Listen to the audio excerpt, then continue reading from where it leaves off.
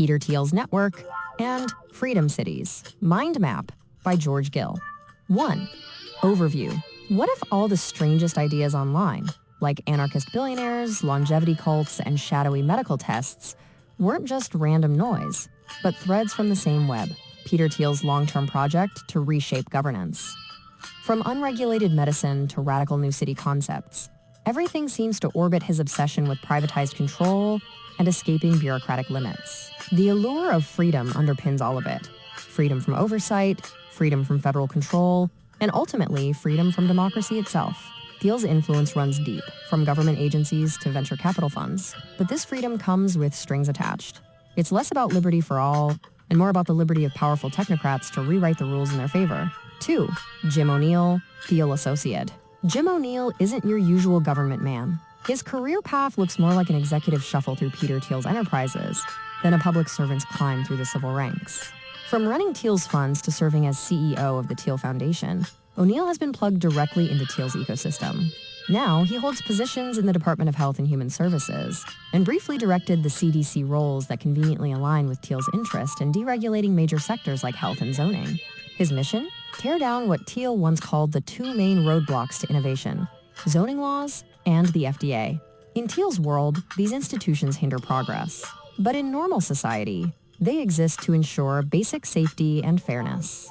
O'Neill's rise from venture capitalist to policy architect blurs those lines, raising uneasy questions about who exactly benefits when the same people who fund the rules also get to rewrite them.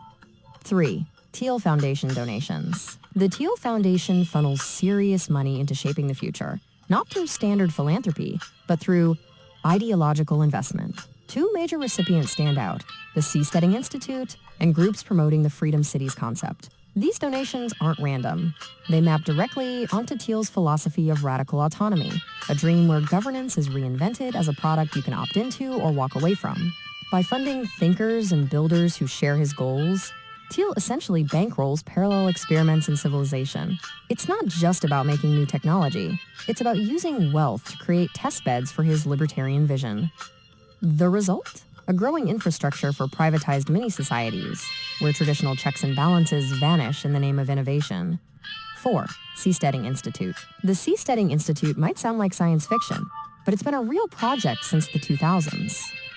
Founded by Milton Friedman's grandson and cheered on by Thiel, its mission was to create floating, self-governing cities beyond the reach of nation-states. Think of it as a tech billionaire's dream of starting fresh.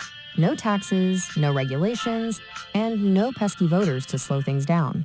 While the dream of floating cities at sea hasn't materialized, it's morphed into something more politically grounded. Instead of building in the ocean, the movement shifted towards setting up experimental communities within existing nations, freedom cities. These projects promise freedom from overreach, but the question is always, freedom for whom and from what? It's a pivot from escapist fantasy to pragmatic influence. 5. Freedom Cities Plan. The Freedom Cities idea exploded onto the mainstream after Donald Trump proposed it as part of his 2024 campaign. The plan envisioned 10 brand new cities built on federal land across the U.S., designed to revitalize the economy and reclaim the pioneer spirit. But behind that glossy rhetoric lies the same libertarian foundation: deregulated zones where private companies wield unprecedented power. Thiel, Andreessen, and other Silicon Valley investors saw this as an opportunity to fuse capitalism with governance. According to reporting by Time Newsweek and Nimes LinkedIn, these cities are meant to function as semi-autonomous jurisdictions, free from most federal laws. Promoters compare them to charter cities or even network states, where local governance resembles corporate management more than democracy. Whether this is innovation or feudalism, 2.0 depends on which side of the gate you stand. 6. Rational vaccines case. If Thiel's unregulated utopia sounds abstract, the rational vaccines saga makes it painfully concrete.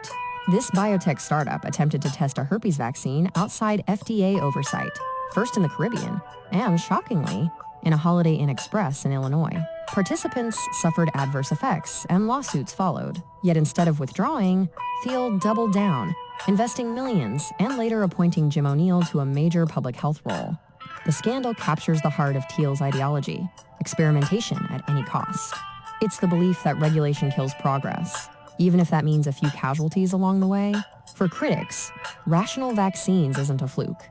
It's a glimpse of what unregulated freedom cities might look like when ideals of liberty collide with human consequences. 7. Central connection. All the threads point back to a single philosophy: the desire to build a parallel system of governance where money and innovation replace law and accountability. Whether through seasteading, freedom cities, or biotech deregulation, the endgame remains constant: control through capital.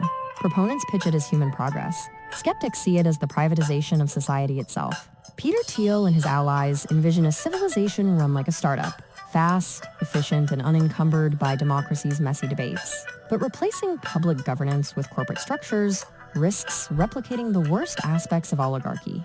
In the end, these freedom experiments might not free anyone except the people already on top.